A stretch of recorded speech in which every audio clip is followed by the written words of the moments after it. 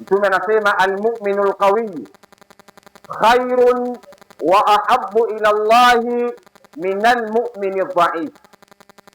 Muumini mwenye nguvu wa sawasawa, almu'minu alqawi, alif na lamu imekuja lilkamali, muumini aliyekuwa sawasawa na anayependeza zaidi mbele ya Allah subhanahu wa ta'ala ni yule ambaye aliyekuwa na nguvu ya kiuchumi. Mtu akiwa na nguvu ya kiuchumi, kuna mambo mengi anaweza kuyafanya katika Uislamu, lakini akiwa lofa, akiwa hayupo sawa sawa kiuchumi, kuna baadhi ya mambo anakuwa anashindwa kuyafanya.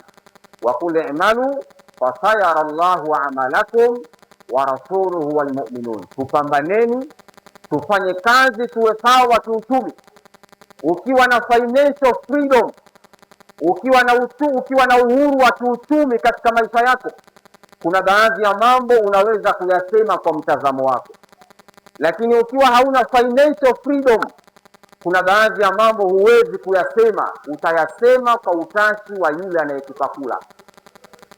Ukiwa chawa kwenye maisha yako, yani maisha yako hayaendi mpaka uwe chawa, utaki kufanya kazi, ufanye biashara, kazi yako ni uchawa, utafanya mambo kwa mujibu wa yule ambaye unamfanyia uchawa.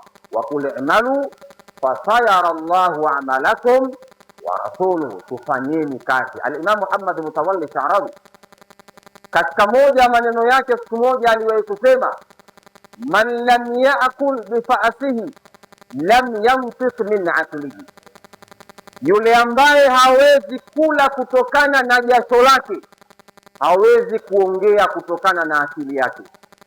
Ukiwa hauli kwa mkono wako, kwa maana haufanyi kazi, kipato chako hakitokani na kazi yako, utaongea, utakuwa na fikra kwa mujibu wa yule anayekupa kula.